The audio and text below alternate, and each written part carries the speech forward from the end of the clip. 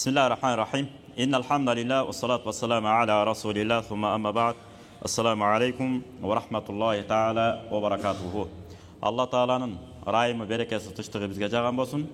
Kaçan günöөлөрүбүз kança azayıp жоголгон сайын жана günөө жасап албасам экен деп кылдаттык менен басып кала турган сезимге жеткен болсок, Кудайдын бергени намаздарыбызды ыкылас менен болуп баштайт экен. Бирөөгө жакшылык кылсак да анын артынан бир жоопту да күтпөйт экенбиз. Жасап кете берет экенбиз. Бул билиши шарт эмес. Эң негизгиси Алла кабыл кылса болду деген сезимге отура баштайт экенбиз. Канчалык жоопкерчилик менен сөз сүйлөп, акылыбызды элек катары колдонуп, сөзүбүзгө чыгаардан мурда акыл деген электи оозубузга коюп койсок жакшы болот эле. Мисалы, чай куйганда да бала кезде чай куйуп эле апаларыбыз, аталарыбыз азыр андай болбой баштады, же баарыбыз билбейм, чыпка. Ошо чыпка менен мындай куйганда чайдын чамелери эмне кылып калат? Тосуп калат. Ошол сыяктуу акылыбызды дагы сөз сүйлөөрдөн мурда элеп, ушу сөзүм туура келеби, келбейби? Кээде туура адамды илим көтөрөт, кээде байлык көтөрөт, кээде бир дөөлөт адамды көтөрөт. Ошондо адам өзүнчө башкача сүйлөп баштайт, зиртилдеп баштайт. Кокуй мына сөзүм туура келеби, келбейби, кимге сүйлөп атам деп, дайыма ар бир адамдын көңүлүн өйдө көздөй этияттык менен карап кала турган болсок, ошол жакшы экен, ошондон этият болушубуз керек. Анда эмесе темабызга улай баягы кечирим тилөөнүн окуяларына киришип баштаганбыз, ошо окуяларды айтып баштайлы. Уруя анна амирал муъминина Умар ибн Хаттаб радияллаху анху саидал минбара. Умар ибн Хаттабтын момундардын башчысы болгон. Ушундан бир хикая риваят кылынат. Азирети Умар радияллаху анху күндөрдүн биринде могу сыяктуу бир минбарга көтөрүлүп чыгып алып, Алла Тааладан жамгыр сурайт. Бизге куракчылык болуп кетти, жамгыр бере көр деп. Ошондо жалаң гана ушу истигфарларды көп айтты дептир. Көрбөйсүзбү? Истигфар, кырааталай, Куран окуу. Мына ушу истигфардан бирок көбүрөөк айткан жок дейт. Эң көп айткан кайсы болуптур? Истигфар. Башка да тилектер, дуалар болду. Бирок көбүнчө истигфар болуптур. Астагфирулла, астагфирулла. Эртең менен кечинде истигфар көп айткан жакшы экен. Туура сураныш керек өзү. Кудайым мага бала бер, ден соолук бер, кыз бер, үй бүлө бер, бактылуулук бер, тигиге бер, бул бер. Болот. Бирок ошондон биринчи истигфар менен баштаган жак экен. Астагфирулла, астагфирулла, астагфирулла деп тургандан кийин, Алла Таала ушу биздин күнөөбүздү кечир, намазыбызды кабыл кыл. Байкасаңыздар өзүңүздөр деле дайыма өткөндө да айтканбыз, 5 маал намаз окуганда эмне дейбиз? Астагфирулла, астагфирулла, астагфирулла. Андан кийин Аллахумма ассаламу алейкум, табаракта я зал жалали вал икрам деген батаны айтып, анан сүннөткө туруп кетип атабыз. Мына ушунун баардыгы ийгиликтүү жакшы иштерди аткарып атсак да, ушунун ичинде бир рия аралашып кетпесин, же кемчиликтери болуп калбасын. Кемчилиги болсо сен өзүң кечире көр деген мааниде да бул. Ошон үчүн мисалы ата-энебизге деле бир тамак аш же бир кийим-кеч алып берсек дагы ичибизден истигфар айтып койушубуз керек экен. Эмне үчүн мен эми алып берип койдум, эми ата-энем мага эми разы болбой каяка бармагыла, разы болуп атса керек эми деген сезимге кирип калбайлы деген сезим туруш керек эмнеде тык эткизип эле. Кудай үчүн берип атам. Алла разы болсун негизинен. Ушу ата-энемдин батасын алган уулдарынан болоюнчу деп Кудайдан сураныш керек. Себеби кыргыздар эмне дейт? Токоштуу бала сүйкүмдүү дейт. Сонун айтылган. Биз токоштуу бала болушубуз керек экен ата-эненин жанында. Токоч сураган эмес, токоч берген. Бул эми сөзсүз эле токоч эмес. Баягы бүт кайсы жагынан кемчилик бар, ошону камдаган. Өзгөчө карып калганда ата-эне бут кийимден да жүдөп калышы мүмкүн экен. Көбүнчө айта албайт. Ошо бут кийим карап туруш керек экен, улам бут кийим карап. Эскирип калдыбы? Шарт алмаштырып коюш керек экен. Кой кереги жок балам, мен кыйналган жокмун дей берет. Алып бар алмаштырып, секин мына ата кийиңиз, апа мына кийиңиз деп коет экенбиз, болду. Же сурап туруш керек ал акыбалын. Мына ошентип талаптыл гайса би махариджис сама аллати юстанзалу бихал матару. О жараткан Алла, асмандан кайсы жеринен жамгыр түшүш керек, кандай болуп келиш керек. Ошол жерлериңен жамгырды нөшөрлөтүп мага жадыра көрчү деп сураган. Мына аны Алла Таала эмне кылган? Нөшөрлөтүп жамгырларды берген дейт. Анан баарыбыз пендебиз, көбүнчө мечиттерге кирип атканда телефондорду без звук кылып алсак жакшы болот. Байкабай калабыз да пендебиз. Бирөө чалып калат, башка болот. Бирок туура кабыл алыш керек. Адамда ар кандай ой бар, биз билбейбиз. Үйүндө түйшүк менен кыжалат болуп, ушу бир жума бар эс алып келейинчи деп келаткандыр ал. Телефон эмес, ал өзүндө араң акыбал менен келаткан инсандар көп. Тескери кабыл албаш керек, туура кабыл алыш керек. Дагы бир окуя. Жаа шайхун иля Расулилла саллаллаху алейхи ва саллам. Пайгамбар Мухаммад алейхиссаламга бир кария келет. Кария келип мындай дейт: "Инни шайхун мунхамикун фи зунуби, илля анни лам ушрик биллахи шай'ан мунду арафтуху ва аманту бихи." Мен ушундай күнөөгө батып кеткен адаммын. Мен ушундай күнөөгө батып кеткен адаммын, кариямын. Бирок Кудай Тааламды тааныгандан бери, Кудай Тааламга ыйман келтиргенден бери бир дагы ширк иштерин кылган жокмун. Алла Таалага эчтекени шерик кылган жокмун, шерик келтирген жокмун, ширк кылган жокмун деп атат да. Валам аттахиз мин дунихи валия. Алладан башка таяна турган бир нерсеге таянган да жокмун. Бир гана Кудайдан, бактылуулук Кудайдан, жакшылык Кудайдан, эки дүйнөнүн жыргалчылыгы Кудайдан деген сезимден мен ажыраган жокмун. Жалаң гана Кудайга болгон ишеним турду.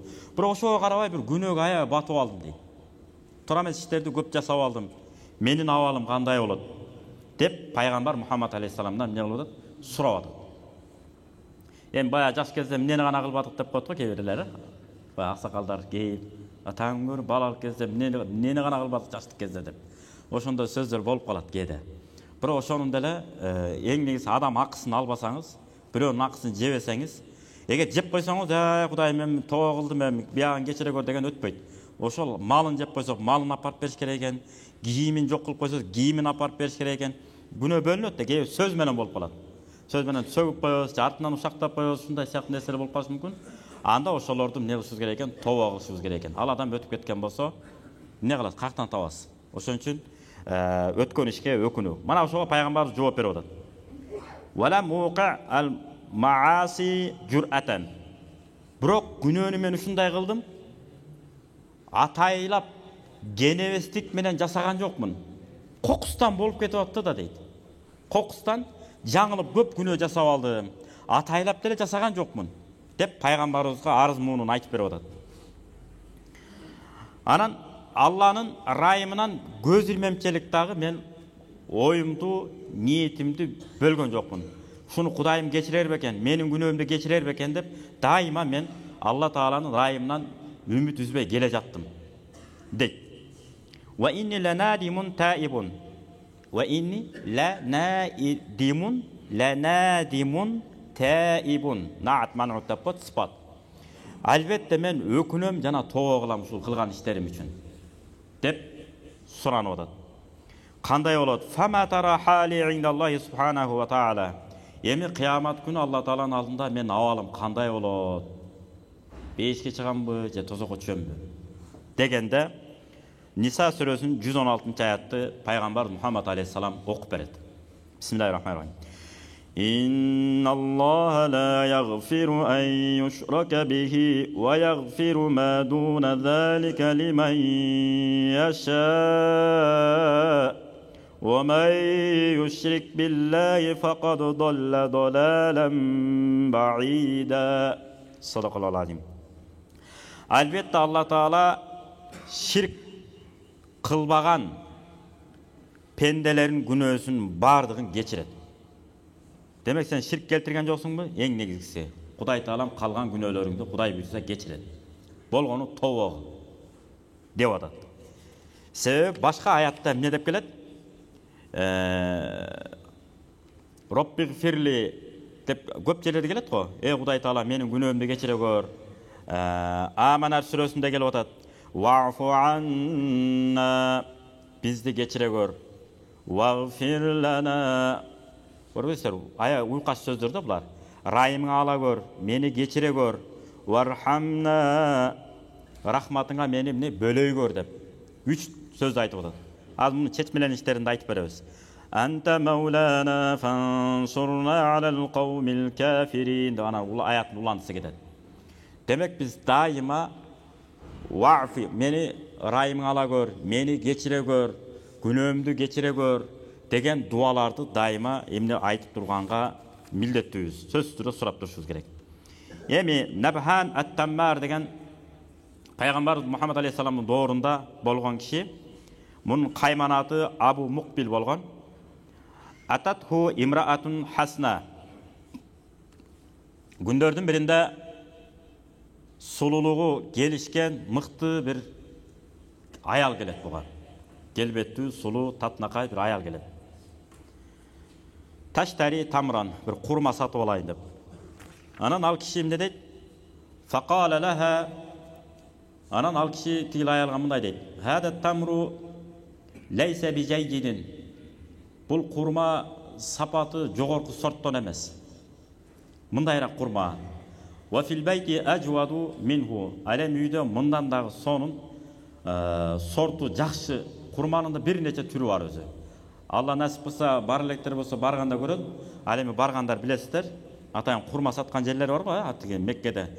Бая чоң курмалар бар мондай. Бирөөнү жесеңиз эле токтоп каласыз. Ушунчалык күчтүү. Анан кичинекейлери бар, чоңдору ар кандай. Ошентип, үйдө эң жакшы сорттогу курмалар бар. Үйдөн барып алып кетпейсизби дейт. Дейт, анан аял жаман ою жок, макул дейт. Фадахаба биха ила байтихи. Ошентип жана аялды үйүнө эрişип барат. Ва даммаха ила нафсихи ва каббалаха. Жана аялды өзүнө тартып туруп бир өөп жиберет. Өзүн карман албай. Ошондо жана аялды жооп бергениңиз караңыз. Жооп берген. Иттакилла дейт. Кудайдан коркпойсуңбу дейт. Ошо сөз катуу тиет буга. Колунда кармап турган буюмдары да калтырап тыштай берет экен да. Ал жасалма айтпаптыр да көрсө, жүрөгү менен айтыптыр. Кудайдан коркпойсуңбу? Дейт дагы бул окуянын улантысы дагы мындай деп келет. Башка китепте. Менин күйөөм сага баары бир мусулман дин жолунда бир тууган го. Ошол агаңдын жоктугун не пайдаланайын дедиңби? Карасаңыздар. Агаңдын жоктугун сен тескерисинче сакташың керек эле. Билдирбей. Мага жардам беришиң керек эле. Кайра мени жаман жолдо пайдаланайын дегениң мунун кандай дейт? Кудайдан коркпойсуңбу? Дегенде ошол сөз жанагы кишинин жүрөгүнө тийип, токтобой анан пайгамбар Мухаммад алейхиссаламга келип, иштин чоо жайын бардыгын айтып берет. Ошондон кийин могул аят окулат анан. بسم الله الرحمن الرحيم والذين إذا فعلوا فاحشة أو ظلموا أنفسهم ذكروا الله فاستغفروا لذنوبهم ومن يغفر الذنوب إلا الله ولم يصروا على ما فعلوا وهم يعلمون صدق الله العظيم.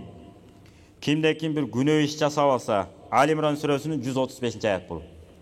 Kimde bir günah iş jasap alsa, je özüne zulüm kılıp alsa, Allah Taala nestep günöөлөрүнө geçirim suraşat. Mana ушундай insanlar bolsa, Kuday Taalam günөөsүн сөз түрдө geçiret деп. Себеби эң башкысы жана зынага барган жок. Өзүн өзү эмне кылып калды? Кармап, токтотуп калды. Ошондуктан өзгөчө бөлөк чоочун аял менен зына иш кылуу арам, болбойт, жаман. Бирок андан да жаман эмне дейт? Кошунанын аялы менен зына ишке баруу дептир да. Ошон үчүн өтө сый болуш керек экен. Этият болуш керек экен, сый мамиле кылыш керек экен. Себеби туура эмес ою келе атса да эмне кылыш керек экен? Кошунаңыздын жүзү ал кошуна аялдын жүзүнөн чыгыш керек экен да. Кой бул мен кошунамдын аялы болот деп. Шайтан азгырып болушу мүмкүн, ар кандай ой келиши мүмкүн. Ошондо да эмне кылат экенсиз? Өзүңүз контролдоп, кой бул кошунамдын аялы. 15 күндүк, 20 күндүк жашоо деп коет го бизде. Мына ортон алалычы, мына 40 жаштын тегерегиндегилер. Илимий негиздерге таяна турган болсок, адам иш жасайм деген адам 50 жаш, анан 60 жашка чейин барат экенбиз, андан кийин болду. Колубузга теспени алып алып, кой жаштарга жаман көрүнбөй, зикиримди чалып, батамды берип эле отурайын деп калат экенбиз. Кааласа каалат. Анткени жулунайын десе энергияңыз жетпейт баягыдай. Кубат жок, күч жок. 60-тан ар кайсы жер ооруп баштайт экен. Борончо агабыз айткандай, эгерде 40-тан кийин кокус бир жерин кичине кылт этпей баштаса, сен демек адам эмессиң, сен роботсуң деп тамашалайт го. Аны сарем каалайбызбы? 60 жаштан кийин ар кайсы өзү адам ооруп баштайт экен, кичинеден билинбей. Эгерде туура эмес тамактана берсек. А туура тамактансак, анда да оору азаят экен. Өткөндө айттык го. Кытайдын мед академиясында 7 жыл сабак берген bir апыш деген bir агабыз бар. Ошондон сурадык да. Ден соолукту чыңдап жүрүүнүн bir жолдорун кыскартып, бүгүнкү термин менен айтканда, дүйнөлүк термин менен айтканда, линдештирүү айтып бериңизчи. Линдештирүү деген мындай сыгыштыруу да, мындай оңойлотуп түшүндүрүү. Линдештирүү айтып бериңизчи десем айтат, күнүнө 3 литрден 5 литрге чейин суу ичсе де, жылуу суу. Ысык шорпону жутуп бере албайсыз да. Аздан урттап ичесиз го. Ошол сыяктуу жылуу сууну улам урттап жүрө берсеңиз, жылуу сууну урттап эле жүрө берсеңиз, 1 литрден башташ керек. Анан 2 литрден 3 литрге жетип алсаңыз, Кудайдын берген экен. Мына фармацевтке, аптекаларга эч ким каттабай калат экен да, Кудайдын буйругу менен. Эч ким жолобой калат экен. Туура эми биринчи жума, экинчи жума кыйнайт экен. Улам дом культурага каттата берипчи. Ишти тазалайт да. Улам ошо ДКга каралчы болуп каласыз. Улам чуркап бара берет. Эми биринчи кыйын болот. Анткени иштеги шлак, баарын кетирет экен Кудайдын буйругу менен. Болду. Чекчейип, мына баштагы майлар бар го. Ушуларда эрийт экен. 60 размерде баш кийим кийсеңиз, бара 57 кийип калат экенсиз. 65 кийсеңиз, 60 кийип калат экенсиз. Баштагы майлар эригенден кийин кан тамырлар оңой айланып калат экен дагы. Бүттү. 4 саат, 5 саат уктап коюп, анан чекчейип тура берет экенсиз да. Не иш кыла калсам, не окуй калсам, кайсы ишке кирише калсам деп. Мына ушундай экен.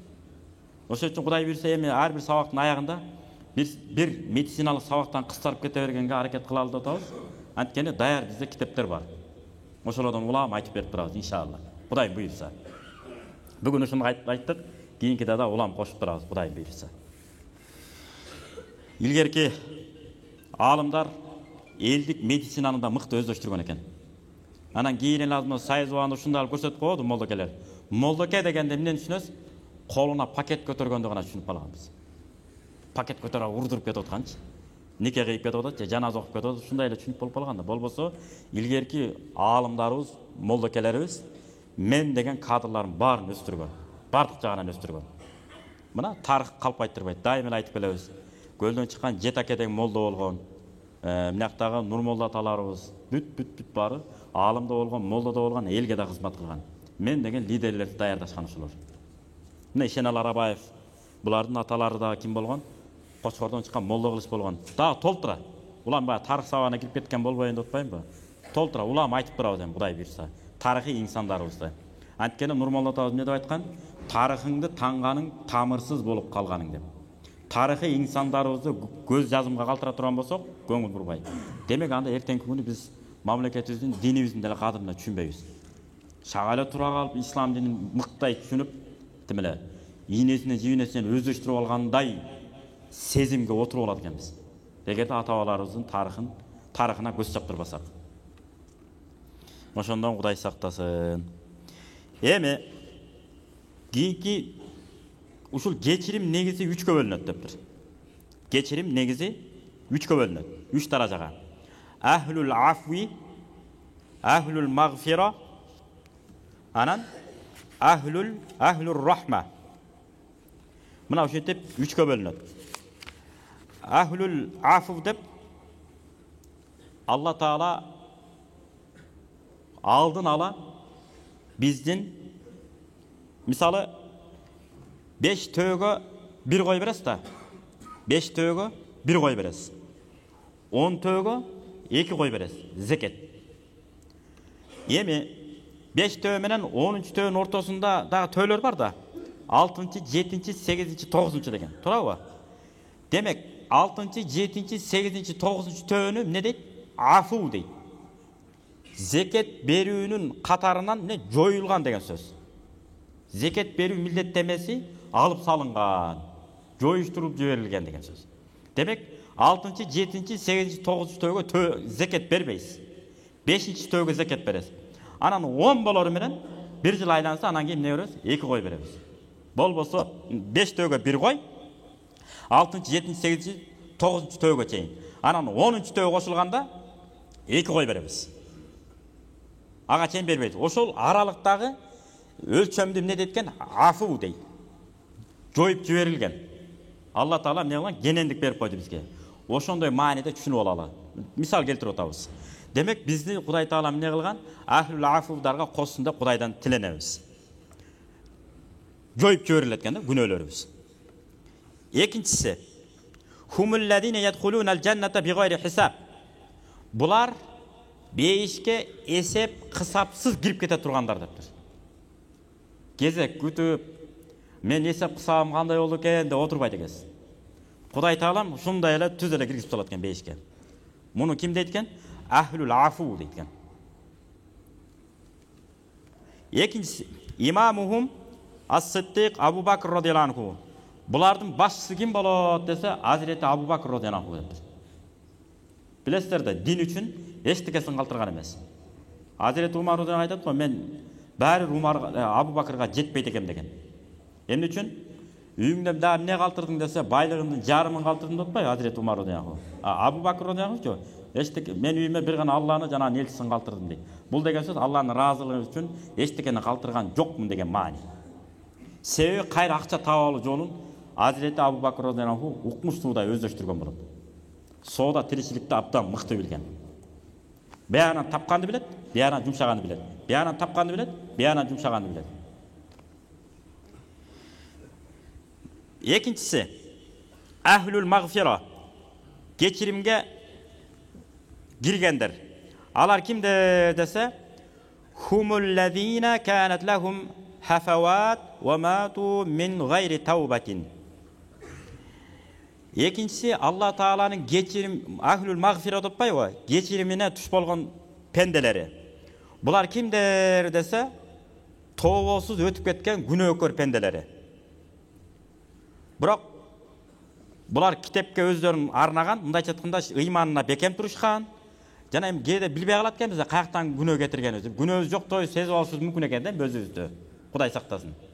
Бирок ыйманына бекем, шариатка бекем бойдон өтүп кеткен. Булардын жүзү кандай болгон күндө дагы эмне болот? Жүзү нурланып турат дептир.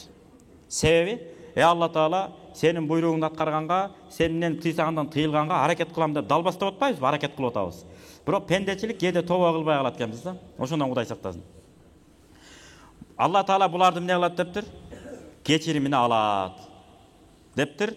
Жана күнөөсүнө жараша эсеп кысаптарын болот. Бирок күнөөлөрү эмне кылып коет? Жашырып коет дептир Кудай Таала булардыкын. Булардыкын жалп элге билгизбей жашырып коет дептир. Үчүнчү топ кайсы эле? Ахлур рахма.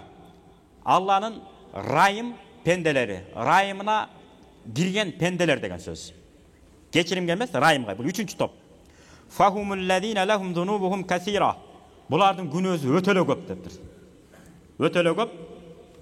Бирок Алла Таала ярхамухумуллаху бисабаби аф'алин салихатин. Жарамдуу, сооптуу иштерди жасагандыгы үчүн Алла Таала райымын алат дептир. Ошон үчүн дайыма жарамдуу иштерди жасаганга аракет кылышыбыз керек экен. 3 топ болушубуз керек экен. Биринчиси ахлул афу, кирдик. Ага кире албасак, ахлул магфирага киришибиз керек экен. Эгер экинчисине да кире албасак, анда үчүнчүсү ахлур рахма.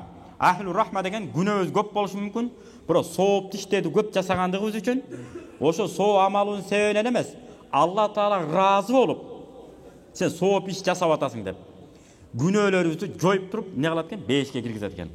Ошон үчүн дайыма жарамдуу иштерди жасаганга Кудай Таалам бизге эмне берсин? Мүмкүнчүлүк берген болсун. Анткени кээ бир адамдарда болуп кетип атпайбы? Өткөндө да айттык го. Фирдаус бейиштин VIP карточкасын алып алгандай мантип түшүндүрүш туура эмес. Бирок кээде ошондой болуп калат экенбиз. Ошондой бир карточканы алып алгандай, анан кабырга коюлганда дагы Мункар Накир периштеси келсе, мына мен Фирдауска кирүүчүмүн, ма деп көргөзүп коюучудай бир образга кирип алып жүргөндөр бар. Мына мен бейишке чыкпаганда ким чыгат дегендей. Кенен нормаль намаз окуганда ман деп демелечи. Мен кирбегенде ким кирет деген. Ошондой кайдыгерлик экен бул. Шайтан азгырат экен. Сен сөзсүз бейишке чыгасың. Жок, чыгабыз иншалла. Бирок үмүт менен, Алланын райым менен чыгабыз. Биз 5 мал намазыбыз менен туткан орозобузду парз болгондугу үчүн аткарабыз. Бирок кайсы амалыбыз Кудайга жагат, аны биз билбейт экенбиз. Аткара берет экенбиз дайыма жакшы амал. Ошон үчүн пайгамбар башка хадисте келет, мусулман жакшы амалдарга тойбойт деп. Дайыма аткара берет экенбиз, күнөө түнү. Балким көчөдө карап бирөөгө жылмайып койгон амалыбыз жагып кетиши мүмкүн экен. Дагы соңун айтайын, ушу мен сөздү жыйынтайын. Кыямат күнүндө ушундай адам болот, эч кандай жакшылыгы жок, бир эле жакшылыгы бар пенде болот дептир. Бир эле жакшылыгы бар. Ошол пендени караңыз. Минтип айтат экен. Менде шанс калган жок. Мүмкүнчүлүк калган жок. Баары бир тозокко түшө турган болот атам. Андан көрө мына бир жакшылыгым бар, ким алат дейт экен. Бейишке кирем деп, мына деп кирем деп атканда кире албай атса, ушул жакшылыгымды алгыла дагы бейишке кирип кете бергиле, мен баары бир тозокко кетип атам дейт экен. Дегенде анан Кудай Тааламдан жанагы макул болот, разы болот, мага керек баары жанталашат экенбиз да. Менде бир эле неме жетпей атат, сооп жетпей атат деп. Ана мен ал дейт экен, тиги да жүрөгүм менен берет экен. Мен ала берем. Мен муну менен эч жакка бара албайм. Баары тозок. Андан көрүп менен тозокко кирип эле, муну жөн эле күйүп кеткен атат. Андан көрүп сен бейишке кирип кет деп жанагы пенде айтат экен. Жанагы адам мисалы сизге берилсе, ошо бейишке кире турган болуп калдыңыз да. Кайра Кудай Таалам сизге райын берет экен. Ошол жакшылыкты алып бейишке кирип кетип атасыңбы десе, ооба дейт экенсиз. Жанагы пенденин себеби менен десе, дейт экенсиз. Эми сага мүмкүнчүлүк берейин. Ошону кааласаң шафаат кылып ал дейт экенсиз. Дейт экен сизге Кудай Таалам. Мына ошондой пенделерден болууну Кудайымыз бизге насип кылсын. Мына азыр шүгүр азайып калды. Интернеттерден бири-бирин чукулашып эле жазып алгандар көбөйбөдү эле. Азайып калды, Кудайга шүгүр. Жакшы. Кежи, анан Бүркүт, анан Кыргызстан, анан Элжи, Пелжи, да бирдек аттарды коюп алгандар бар, анан номер коюп алгандар бар. Анан шоп эле отуруп берет ар кимде. Бирин-бирине кайрап коюп элечи. Сени билем, сен мындайсың деп. Ошонун баары ушак болот, гыйбат болот. Кереги жок. Жакшы сөз сүйлөйлү, сүйлөсөк сүйлөйлү. Жакшы сөз сүйлөй албай унчукпай койушубуз керек экен. Мына сөздүн жыйынтыгы ушул. Пайгамбар Мухаммад алейхиссалам ушинтет: "Кулил хайра фаскут." Сүйлөсөң жан эргитер, жакшы сөз сүйлө. Жакшы сөз сүйлөй албайсың, анда унчукпа дейт. Ошол жакшылык экен. Амин. Алла Таала бардыгыбыздын күнөөлөрүбүздү кечирген болсун. Hazreti Umar radıyallahu anh ayткандай, ушундай сезимге келели. Muhammed aleyhissalamдын үммөтүнүн баары бейишке чыгат. Бирок бирөө бар ошол гана тозокко түшөт десе, ошол мен болуп калбасам экен деп Hazreti Umar корккон экен. Эми Hazreti Umar ошентип коркуп аткан болсо, биз ким болуп калдык дегендей, Кудай Таалам бизди ар бирибизди жоопкерчилик менен карап, андан калса үйүбүздөгү аялдарыбызга, бала чакаларыбызга да боорукер, мээрбан ата болууну Кудай Таалам баарыбызга насип кылып, ар бирибиздин үйүнөн аалымдар, каарылар чыгып, кошуна мамлекеттерде ар кандай окуялар болуп атат, көрүп атасыздар. Кудай Таалам тынччылык берип, эс тутум берип, жана сезимталдыкты берип, көрөгөчтүктү берип, дүйнө элине мусулманчылыктын ынтымагын Кудай Таалам көрсөтүп, жана элибизде, жерибизде токчулук, молчулук болсун. Амин. Аллаху акбар. Ассаламу алейкум ва рахматуллахи ва баракатух.